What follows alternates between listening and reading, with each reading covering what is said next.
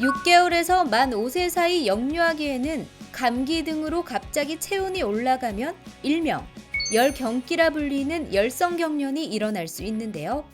전체 소아의 5에서 8% 정도가 겪을 정도로 흔하지만 만약 경련이 15분 이상 지속되거나 부분 발작 등이 있다면 정밀 검사를 받아야 합니다. 한편 이유 없는 발작이 하루 이상의 간격으로 2회 이상 발생했다면 소아뇌전증도 의심해 볼 수 있는데요. 소아뇌전증의 대부분은 특별한 원인을 알기 어려운 특발성으로 뇌파 검사와 뇌 영상 검사 등으로 최종 진단하게 됩니다. 지속적인 약물 치료 등으로 충분히 관리할 수 있는 소아뇌전증과 경련에 대한 모든 것. 이승재 소아청소년과 전문의와 함께 알아봅니다. TBC 클리닉 건강 365 오늘의 주치 이승재 소아청소년과 전문의와 함께하겠습니다. 안녕하십니까? 네, 안녕하십니까? 예, 저는 대구 파티마병원의 소아청소년과에 근무하고 있는 전문의 이승재입니다. 네, 반갑습니다. 네, 안녕하십니까? 예, 사실 아이를 키우다 보면은요, 네. 아이가 한 번쯤 이렇게 경련, 발작 같은 걸 일으켜서 네, 네. 엄마들이 깜짝 놀라는 경우가 있잖아요. 저 같은 네. 경우에도 아이 키울 때 밤에 좀 고열 나고 그럼 굉장히 놀랐었거든요. 그러면 이 발작이라고 부르는 경련이 뭔지부터 한번 알아볼까요? 네, 네.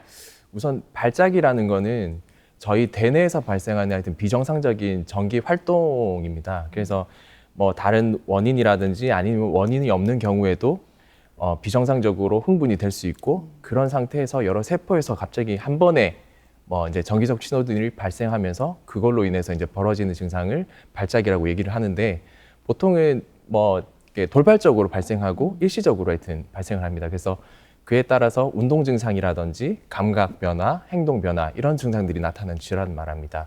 그리고 경련이라는 말을 잘 많이 이제 하고 있는데 그런 것들은 발작 중에서 특히 운동 증상이 동반된 경우 많이 사용을 하는 단어입니다. 예. 근데 저는 사실 뭐 경련이랑 네. 실신도 좀 헷갈려요. 그러니까 맞습니다. 경련은 좀 이렇게 부들부들 떠는 거라면 네. 제가 생각할 때는 실신은 좀 쓰러지는 게 아닐까 싶어요. 그렇죠. 네네. 우선은 차이점을 말씀드리면 몸의 움직임으로 정확히 이제 판단하기는 좀 힘듭니다.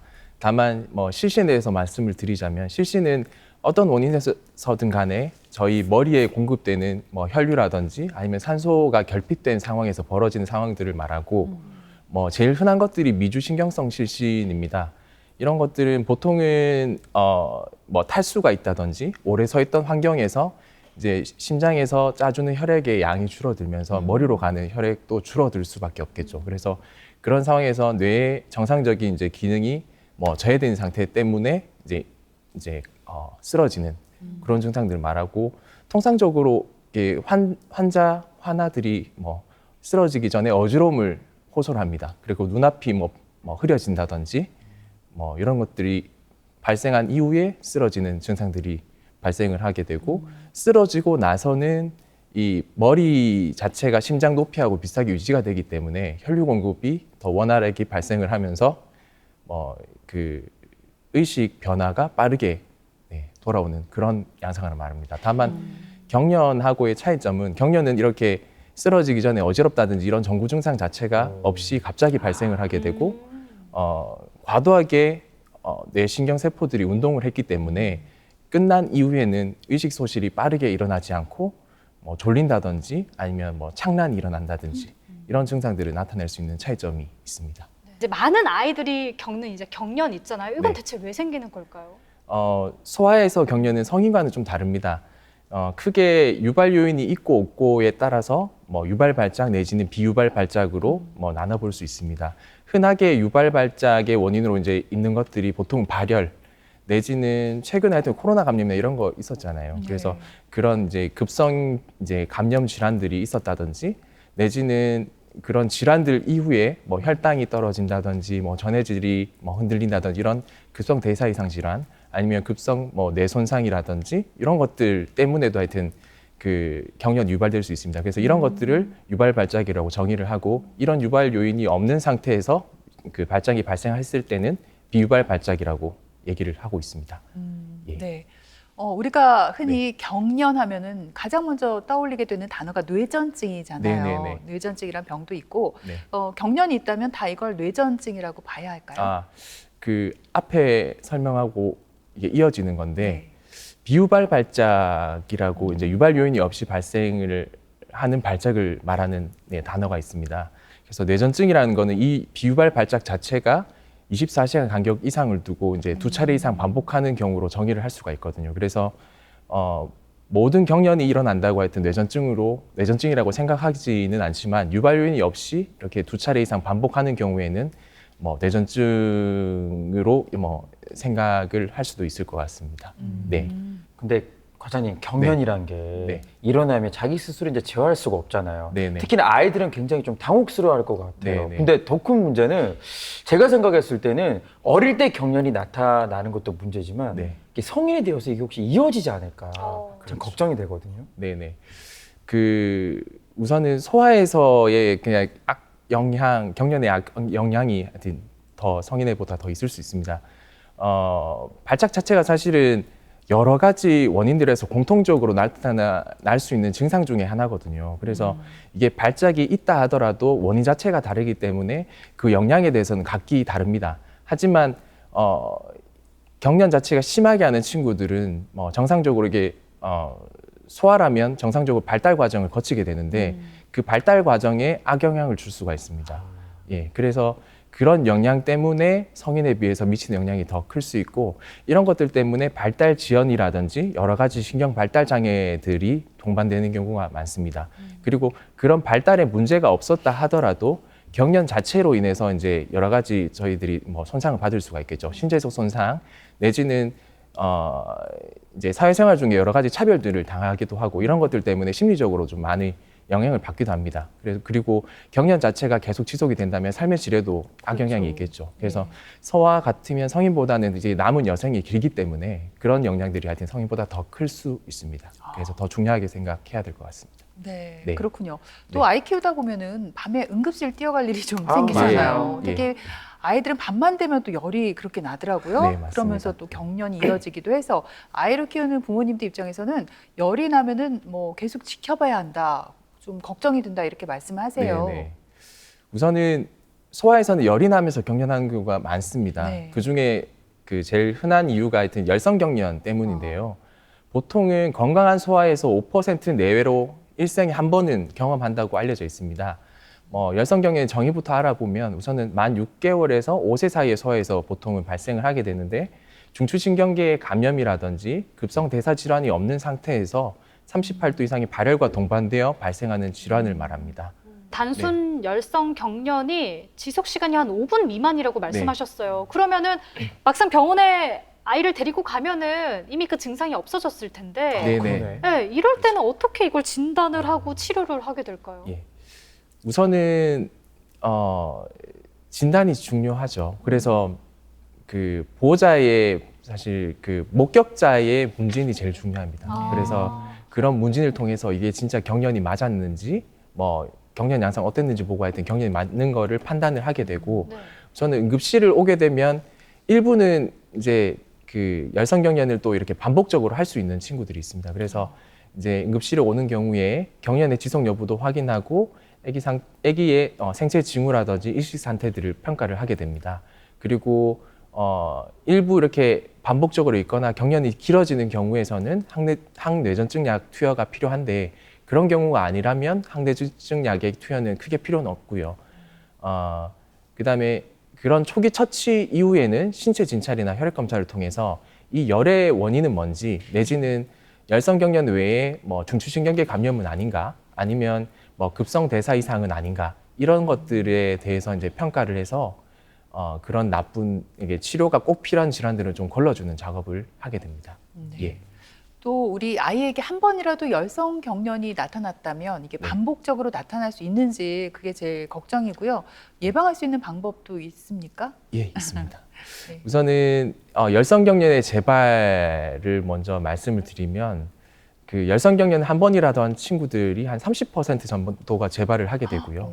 그 재발 환자의 50% 정도가 또 이제 세 번의 이제 이상의 경련을 하게 됩니다. 그래서 통상적으로 한 15% 정도 이상은 3차례 이상 열성 경련 할 수 있다. 그렇게 하여튼 통계적으로 나와 있고, 발생 연령이 어릴수록 특히 뭐 1세 미만 같은 경우는 발생 50% 정도가 재발을 한다. 그렇게 알려져 있고, 그리고 이제 아까 말씀드렸던 복합 열성 경련에 해당되는 그런 친구들도 일반 단순 열성 경련에 비해서 재발의 그 확률이 높다고 알려져 있습니다. 그리고 이런 친구들 같은 경우는 이제 예방법들을 고려할 수가 있는데, 네. 우선은 일률적으로 다 예방약을 다 먹이거나 하진 않습니다. 그래서 그런 열성 경련의 재발 위험성에 대한 평가, 아니면 현재까지 재발한 횟수 내지는 보호자의 약물 사용에 대한 선호도, 이런 것들을 다 종합해서 예방을 시행을 하게 되고, 이전에는 매일 먹는 그 항내진장액을 매일 먹는 그런 치료들을 시행을 하곤 했었는데, 최근에는 권고가 되지 않고 있습니다. 그래서 현재는 간헐적 예방법이라고 열이 나는 초기 이틀 정도에만 경구약을 추가적으로 이제 투여를 하면서 이제 경련을 예방하는 그런 방법들을 시행을 하고 있습니다. 그렇군요. 예. 그러면 열성 경련이 있을 때 뇌전증으로 이행할 수 있는 확률은 어느 정도 되는지도 참 궁금해요. 네. 그 단 한 번의 열성 경련이 있는 친구들 같은 경우는 그 1% 정도가 뇌전증으로 이행한다고 이렇게 알려져 있습니다. 사실 1%라는 거는 일반적인 인구에서의 뇌전증 발생률과 동일하거든요. 그래서 큰 위험은 없다. 그렇게 알고 계시면 되고, 복합 열성 경련 같은 경우는 뇌전증으로 이행할 확률이 2에서 한 10% 정도 있습니다. 거기에 대한 위험 요인들이 있는데, 우선은 더 중요한 위험 요인부터 이렇게 말씀을 드리면, 신경 발달 이상, 그 다음에는 부분 발작 형태의 복합 열성 경련, 뇌전증의 가족력이 있는 경우, 15분 이상 또는 하루에 2차례 이상 발생하는 복합 열성 경련인 경우에 이 순서대로 뇌전증으로 이행할 확률이 높은 것으로 알려져 있습니다. 네. 네. 그리고 만약에 이유 없는 발작이 하루 이상의 간격으로 한 2회 이상 발생을 만약에 했다면 네, 소아 뇌전증을 또 의심해 봐야 된다고요. 맞습니다. 그 앞에서 설명을 드렸던 건데, 우선은 비유발 발작이라는 게 하여튼 열이나 급성대사 질환이 없는 상태에서 하여튼 이게 발작이 발생을 하는 거잖아요. 그래서 뇌전증이라는 거는 이 비유발 발작이 24시간 이상 간격을 두고 2회 이상 발생하는 경우로 정의를 하게 되고, 그 얘기는 만성적으로 계속 발작이 발생할 수 있는 위험을 안고 있는 상태다. 그렇게 이제 생각을 하시면 될 것 같습니다. 다만 이게 실제적으로 볼 때는 이게 2번까지 사실 기다릴 건 아니라고 보여집니다. 그래서 그 한 번이라도 비유발 발작이 의심되는 상황이 발생을 한다면 바로 진료를 통해서 그 상황이 발작인지 아니면 그 발작 유사 질환인지를 하여튼 파악한 이후에 필요하다면 발작에 대한 이제 검사들을 하는 것이 필요합니다. 네. 네. 흔히 우리가 알고 있는 뇌전증은 갑자기 쓰러져서 경련을 막 일으키는 거잖아요. 근데 경련이 일어나는 동안 의식이 있는 경우도 있다고 들었습니다. 어떤 네네. 경우인가요? 극히 일부에서 발생할 수 있는 뇌전증입니다. 보통은 뇌전증을 발작 형태에 따라서 이제 구분을 할 수가 있는데, 크게는 전신에 발작을 하는 전신 발작, 내지는 일부에서만 발생하는 국소 발작, 이렇게 나눠서 이제 분류를 하고 있습니다. 그런데 국소 발작 중에서 일부에서는 이제 의식 소실이 없는 상태에서 이제 몸의 움직임이 있다든지, 아니면 속이 메스껍다든지 어지럽다든지 이런 자율신경의 증상 같은 것들이 나타나거나 행동 정지들이 발생하는 경우도 있습니다. 그래서 의식 소실이 없다고 무조건 경련이 아니다, 그렇게 안심하실 건 아닌 것 같습니다. 그렇군요. 네. 그리고 그 아이들의 네. 성장 시기에 따라서 뇌전증의 원인이 달라진다고 네, 얘기를 맞습니다. 하더라고요. 오. 네, 맞는 말이에요? 맞습니다. 그래서 보통은 뇌전증을 진단받은 이제 환아들을 이제 검사를 하다 보면 보통 원인을 확인할 수 있는 경우 한 15%에서 한 40% 정도 됩니다. 그래서 그러면 그 시기에 따라 어떤 원인들이 이렇게 잘 나타나는지를 이렇게 보면, 신생아 같은 경우는 출생하면서 이제 갑자기 이렇게 호흡곤란이 온다든지, 하여튼 뇌를 그 유지할 수 있는 그 산소들이 결핍되는 상황들이 많아질 수 있거든요. 그런 것 때문에 저산소성 허혈내증이 제일 흔하게 나타날 수 있고요. 그 외에도 두개내 출혈이라든지 중추신경계 감염, 대사질환, 염색체 및 유전질환, 그리고 선천뇌기형 등을 안고 태어날 수가 있습니다. 그거 외에 영아나 소아, 그러니까 신생아기를 벗어난 소아들에서 이제 나타날 수 있는 이제 원인들을 보면 제일 흔한 건 어쨌든 원인을 찾을 수 없는 경우가 제일 흔합니다. 그거 외에는 뭐 급성 뇌손상이라든지 혈관성 질환, 중추신경계 감염, 종양, 퇴행성 질환, 발달 장애 이런 것들이 잘 이제 발생하고 있다. 그렇게 알려져 있습니다. 네. 그리고 저는 이런 얘기도 들었어요. 아이가 학교에서 자꾸 멍하게 있다는 얘기를 들어가지고 네. 이제 병원에서 검사를 했는데 뇌전증 진단을 네. 받았다. 이런 경우도 있더라고요. 맞습니다. 그 아마 소발작 뇌전증을 말하는 것 같습니다. 네. 그래서 때로 이거는 결심발작이라고 얘기는 하는데 이렇게 몸을 잃었다 뭐 이런 뜻이잖아요. 그래서 통상적으로는 뭐 이제 그 경련 양상 자체가 일상생활을 잘 하고 있다고 갑자기 5에서 20초 정도 이제 몸에서 이제 영혼이 떠난 것처럼 어머. 그냥 멍해집니다. 멍해지다가 이제 갑자기 이제 그 의식이 돌아오면서 원래 하던 행동을 그대로 이어서 하는 이런 증상을 보이는 발작을 이제 소발작 뇌전증이라고 얘기를 하고 네. 보통은 뭐 만 4세에서 13세 사이에서 이제 주로 발생을 하게 됩니다. 그리고 뭐 이 질환은 이제 진료실에서도 이제 뭐 호흡을 많이 이렇게 하는 상황에서 이제 뭐 발생을 하기도 하고 뇌파를 통해서 특징적인 파형을 확인하면서 하여튼 진단을 할 수 있는 병입니다. 이 병 자체가 사실 그 만 4세에서 13세가 공부를 한창 할 나이잖아요. 그렇죠.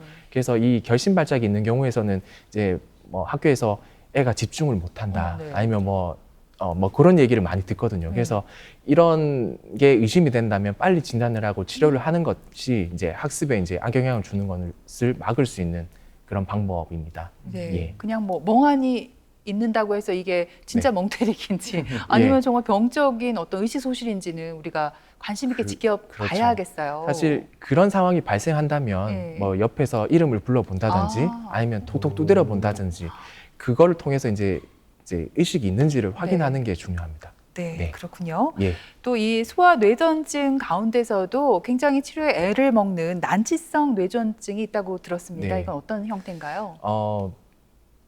흔한 게 이제 영아 연축이라고 많이 알려져 있는 뭐 질환을 좀 예로 들 수 있을 것 같아요. 우선은 정식적으로는 하여튼 웨스트 증후군이라고도 얘기를 하는데 뭐 특징적으로 경련 양상이 영아 영축 형태를 띠기 때문에 하여튼 이렇게 같이 혼동해서 이렇게 같이 섞어서 말을 하고는 있습니다. 영아 연축이라는 거는 보통 한 영아기가 만 1세 미만의 소아를 말합니다. 그래서 보통은 4개월에서 8개월 사이에 영아기에 주로 발생을 하게 되고 연축이라는 거는 뭐 0.2초에서 2초 사이에 근육의 수축되는 거를 말하거든요. 그래서 보통은 뭐 머리라든지 몸통, 팔다리를 일시적으로 이렇게 연축의 형태로 이렇게 굽혔다가 내지는 뻗는 형상의 특징적인 뭐 경련을 나타내는 걸 말하고 그거 외에도 웨스트 증후군에서는 발달의 정지나 퇴행이 같이 동반되거나 전형적으로 이제 뇌파 소견이 이제 특징적인 뇌파 소견을 볼 수 있습니다. 그래서 그런 것들이 있을 때 이렇게 영아 연축 내지는 웨스트 증후군으로 진단을 하게 됩니다. 네. 치료는 저희가 뭐 비가바트린이라는 약을 뭐 쓰기도 하고 뭐 미국이나 이런 데서는 부신거칠 호르몬 뭐 저희 나라에도 하여튼 쓰고 있고요. 이런 약을 1차적으로 사용을 하긴 하는데 이 1차 약제에 크게 반응하는 경우가 하여튼 드물기 때문에 여러 가지 뇌전증 약을 사용을 합니다. 그래서 일부에서는 이런 뇌전증 약을 사용함에도 불구하고 경련 조절이 잘 안 돼서 케톤 식이요법 같은 다른 이제 식이요법들도 같이 진행하는 경우도 있곤 합니다. 네. 소아 뇌전증이 의심되면 네. 진단을 잘 내리는 것도 참 중요할 것 같아요. 네, 좀 전에 말씀하신 대로 이제 뭐 뇌파 검사도 네. 할 것 같고 네. 혹시 그 MRI 같은 것도 찍습니까? 예, 찍게 됩니다. 보통은 이런 뇌전증이 의심되는 친구들한테 하는 검사들이 이제 필수적으로 하는 게 뇌 MRI 그리고 뇌파 이런 거를 진행하게 됩니다. 그래서 뇌 MRI 같은 경우는 평소에 이제 태어날 때부터 가지고 있던 그런 뇌기형이 없는지 내지는 뭐 여러 원인들에 의해서 급성으로 뭐 뇌손상을 받았던 건 없는지 이런 것들을 하여튼 정확히 평가를 하기 위해 진행을 하게 되고요. 뇌파 같은 경우는 그 뇌파 촬영 당시에 뇌의 이제 정기적 활동을 이제 보는 건데 그것들을 통해서 발작의 재발률을 예측을 할 수가 있고요. 아니면 그런 특징적인 형태가 나오는 그런 뭐 비정상적인 발작파를 통해서 뇌전증 증후군을 진단하거나 아니면 국소적으로 뭐 어떤 부위에 이상이 있는지를 확인하는 데 유용하게 쓰이고 있습니다. 그리고 발달에 문제가 있거나 뭐 유전병의 가족력이 있거나 내지는 대사적 문제가 있는 경우에는 따로 그 문제들을 같이 확인하기 위해서 뭐 유전자 검사라든지 대사 이상 검사들을 추가로 진행을 하고 있습니다. 근데 뇌전증 치료의 기본이 이제 약물 치료라고 들었거든요. 네. 근데 왠지 아무래도 예. 어린 아이들은 좀 약물에 민감하게 반응할 수도 있을 것 같고 네. 부작용은 없을까 좀 궁금하네요. 네, 부작용이 뭐 있긴 한데요. 근데 우선은 뇌전증으로 진단을 하게 되면 저희가 하여튼 그런 뇌전증 약을 고르는 이제 규칙들이 쭉 있습니다. 그래서 뇌전증의 경련의 양상이라든지 뇌파 형태에 따라서 이제 잘 들을 만한 효과가 좋을 것 같은 이제 몇 가지 약들을 이제 우선 선별을 하게 되고요. 그 이후에는 하나의 뭐 성별이라든지 나이, 뭐 체중, 아니면 가지고 있는 동반 질환 이런 것들을 통해서 이 약마다 부작용들이 있잖아요. 그래서 그런 부작용이 크게 하여튼 일상생활에 문제가 안 일으킬 만한 그런 약제들을 선택을 하게 됩니다. 그리고 그런 약제를 선택하더라도 우선은 초기부터 많은 양을 쓰진 않고요. 서서히 이제 양을 늘려갑니다. 그래서 약을 서서히 올려가면서 경련이 잘 조절이 되는지 그 외에 이 약으로 인한 부작용들이 없는지를 계속 체크를 하면서 보게 되고, 만약에 약으로 인한 부작용이 있다 하면 이제 다른 약으로 교체하는 것도 고려를 하고 있습니다. 그리고 최근에는 뭐 많은 약들이 막 개발되어 있어가지고 이런 부작용들을 피해서 뭐 대부분의 환자들은 부작용 없이 잘 치료를 하고 있습니다. 네. 예. 그렇다면 한번 뇌전증 약을 먹기 네. 시작하면 이거 언제까지 먹어야 네. 될까요? 그 일정 기간이라는 게 있습니까? 네, 통상적으로 저희가 공고되는 기간이 있습니다. 그래서 약물 시작 후에 최소 2에서 3년 기간 동안 이제 발작이 없이 안정한 상태로 유지를 할 때 이제 약을 서서히 줄이면서 끊어보는 그런 시도를 할 수가 있습니다. 다만 약을 끊을 때에는 끊으면서 이제 재발의 확률이 이렇게 올라가거든요. 그래서 이제 재발을 위해서 봐야 되고, 만약 재발이 발생했다면 사실 이전까지 안정적으로 먹었던 그 시간보다 좀 더 긴 시간을 약을 복용하면서도 경과를 좀 보는 것이 안전하다, 그렇게 알려져 있습니다. 예. 근데 일부 환자들에게서 제가 예전에 들었던 내용이 기억이 나요. 항경련 치료에도 이제 호전이 안 됐는데 네. 식이요법을 한다고 하더라고요. 네, 맞습니다. 오. 네, 식이요법도 있습니다. 네. 그 케톤 식이요법이라고 저희가 사용을 하는 게 있습니다. 예전에 이제 경험적으로 이제 뇌전증을 앓고 있는 친구들이 다른 질환 때문에 아팠을 때 경련이 이제 줄어드는 경향들이 있었거든요. 예. 그래서 그런 것들을 보고 이제 고안한 요법입니다. 그래서 주로는 고지방, 저탄수화물을 뭐 기본으로 하는 식이요법이고요. 이런 식이 섭취를 하면서 몸에서는 이제 케톤 농도가 많이 올라가게 되고, 그 외에 다른 대사 과정들이 이제 변화시킴으로써 결과적으로 이제 신경세포의 흥분성을 감소시킨다. 뭐 이렇게 생각을 하고 이제 사용을 하고 있고요. 모든 뇌전증에서 나이와 상관없이 안정적으로 사용할 수 있다고 알려져 있습니다.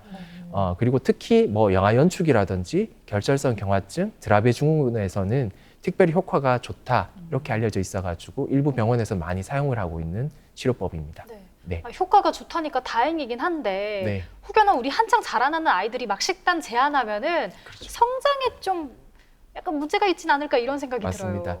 들어요. 우선은 케톤 식이요법을 고려할 정도라면 사실은 이제까지 여러 개의 항뇌전증 약에도 반응이 없이 계속 경련이 지속되는 상태라고 볼 수 있잖아요. 네. 그래서 사실 이런 친구들 같은 경우는 사실 성장보다는 그 경련 조절 자체가 이제 삶의 질을 높이는데 더 중요한 사항이라고 할 수 있죠. 그래서 뭐 그런 경우는 케톤 식이요법을 하여튼 뭐 성장 장애가 우려되더라도 하여튼 시행을 하는 편이고, 다만 여러 연구에서 봤을 때는 케톤 시기 이후에 약간의 성장 장애는 있을 수 있고 골밀도의 저하도 동반될 수 있다, 이런 기록은 있긴 한데 식이요법을 중지한 이후에는 정상화되는 것으로 알려져 있습니다. 예. 네, 그렇구나. 네. 그리고 마지막으로 소아뇌전증의 예후는 어떤지 궁금하고요. 예. 또 우리 갑자기 발작을 일으키는 아이를 봤을 때 주변에서 어떻게 도와주면 좋을까요? 네. 우선은 소아뇌전증의 예후는 그 뇌전증을 일으킨 원인이 참 중요합니다. 그래서 뇌전증을 일으키는 원인, 그리고 경련에 대해서 이제 약물 치료를 하게 되는데 그로 인해서 이제 경련이 어느 정도 조절되는지, 그리고 그 경련의 원인에 의해서 발달 장애가 어느 정도 같이 동반이 되는지, 그 외에 동반 치료는 어떤 게 있는지 이런 것들에 따라서 이제 제각각 하여튼 예후가 달라지게 됩니다. 그리고 발작이 발생했을 때 처치를 하여튼 이게 중요할 것 같은데, 우선은 발작이 발생을 하면 주위에 이제 몸이 굳어지면서 떨거나 하면서 주위에 이제 부딪힐 만한 것들이 있을 수 있거든요. 네. 그래서 그로 인해서 이제 외상 같은 것들이 발생할 수 있기 때문에 주위에 물건들을 치워서 외상을 이제 주의를 좀 하셔야 될 것 같고요. 그 다음에 보통은 토사물 같은 것들이 많이 나옵니다. 그래서 이제 똑바로 누워 있는 상태에서는 이 토사물들이 입 밖으로 나오는데 중력에 의해서 이제 그 뭐 폐라든지 이쪽으로 이제 흡인이 될 수가 있거든요. 그래서 토사물이 있을 때는 기도 확보를 위해서 얼굴 내지는 몸 전체를 옆으로 돌려주시는 이런 것들도 도움이 됩니다. 그리고 진료실에서 봤을 때 이제 보호자분들이 주로 하는 것들이 뭐 몸을 닦아준다든지 뭐 다리를 주물러주고 손을 따주고 아니면 기도 확보를 위해서 입안에 손을 넣거나 하는데 이런 증상들은 상당히 위험할 수가 있습니다. 네. 예, 보호자분들의 안전을 위해서도 그런 것들은 좀 삼가하시는 게 좋을 것 같고요. 그다음에 이런 처치가 끝난다면 사실 이게 경련이 맞는지, 경련 유사 질환은 아닌지를 사실 판단하는 게 나중에 치료를 위해서 중요하거든요. 그래서 그런 경련이 어떻게 하는지 양상 같은 거, 아니면 뭐 경련이 발생할 때 당시에 발열이 있었는지, 발작 중 의식 상태는 어땠는지, 아니면 경련의 시간이 얼마나 길었는지 이런 것들을 좀 뭐 체크를 하시면 좋을 것 같아요. 만약에 경황이 없으셔서 이런 것들을 정확히 보기 힘들다. 그러면 영상 촬영하는 게 제일 좋습니다. 그래서 저희도 이제 여러 번 듣는 것보다 실제로 저희가 봤을 때 이제 이게 경련이다 아니다 판단하기 더 쉬워서 영상 촬영을 추천을 드리고, 만약에 경련이 5분 이상 지속이 될 때는 그 시간이 지나면서 저희가 주로 응급실에서 쓰는 그 항내전증 약에 대해서 반응이 떨어질 수가 있거든요. 그래서 계속 지속되는 이제 경련이 있을 수 있기 때문에 5분 이상 경련 시에는 119를 통해서 응급실로 오셔서 적절한 처치를 받으시는 게 중요할 것 같습니다. 네. 네. 뇌전증 환자의 일생에서 발작이 나타나는 시간은 0.1% 미만이지만 혹시 발작이 나타날 수도 있겠다는 걱정과 두려움 속에 사는 시간은 99.9%라고 합니다. 그만큼 환자와 가족을 더 힘들게 하는 건 뇌전증에 대한 잘못된 인식, 우리의 편견이 아닐까 싶어요. 네, 맞습니다. 아직까지 뇌전증에 대해서 이제 많이 알려진 것들이 없고 홍보도 덜 되다 보니까 그 뇌전증에 대한 지식 수준이 낮습니다. 그로 인해서 이제 편견도 심한 게 현실이고요. 그래서 이런 무지와 편견 때문에 뇌전증 환자에 대해서 이제 이유 없는 그 부정적 태도로 표출이 되게 되고, 뇌전증 환자 입장에서는 이제 다양한 종류의 차별을 당하게 됩니다. 그래서 뇌전증 환자 같은 경우는 이런 사회적 낙인으로부터 스스로 보호하기 위해서 뇌전증이 있다는 사실을 숨긴다든지 뭐 이렇게 하면서 하여튼 힘들게 살아가고 있습니다. 그래서 우선은 그런 그 뇌전증 환자들에게 하여튼 드리고 싶은 말씀은, 어쨌든 전국의 많은 소아신경과 의사들이 뭐 이렇게 기다리고 있으니까요. 다른 문제가 있다면 하여튼 적절하게 조치를 취할 수 있게 도와드리겠습니다. 그리고 보호자분들 같은 경우는 어쨌든 간에 뇌전증이 유전적인 영향이 있을 수는 있습니다. 다만 그거를 의도하시고 하신 게 아니잖아요, 보호자분들은. 그래서 그 죄책감을 가지시거나 이럴 필요는 전혀 없고요. 다만 지금 상태에서 제일 중요한 것들은 환자들이 뭐 지금 현 상태를 정확히 파악을 하시고 어려운 점들이 뭔지 뭐 이런 것들을 파악한 이후에 약물 치료나 여러 가지 도움을 주면서 적절하게 성장해 나가는 것을 하여튼 도와주고, 이 사회의 구성원으로서의 역할을 잘 수행할 수 있도록 하여튼 도와주는 게 최선의 행동이라고 생각합니다. 특히나 또 무엇보다 상처받기 쉬운 우리 아이들이잖아요. 네. 사람들의 시선 상관없이 뭐 사회에서나 학교에서 좀 건강하게 잘 지낼 수 있도록 따뜻한 관심과 배려가 정말 꼭 필요할 것 같습니다. 네, 그리고 치료를 위해서는 환자 본인의 참 의지도 참 중요하잖아요. 난치성 뇌전증이 아니면은 우리 약을 잘 먹으면서 관리하면 관리도 잘 될 수 있으니까 꼭 씩씩하게 치료 받으셨으면 좋겠습니다. 네, 이 방송 듣고 우리 가족과 환자분들 용기 많이 내셨으면 좋겠네요. 네, 지금까지 이 시간 도움 말씀에 이승재 소아청소년과 전문의께서 수고해 주셨습니다. 오늘 고맙습니다. 네, 감사합니다. 네, 그리고 철원 씨, 예은 씨도 수고했습니다. 고맙습니다. TBC 클리닉 건강 365 저희는 다음 주 시간에 다시 뵙겠습니다. 고맙습니다.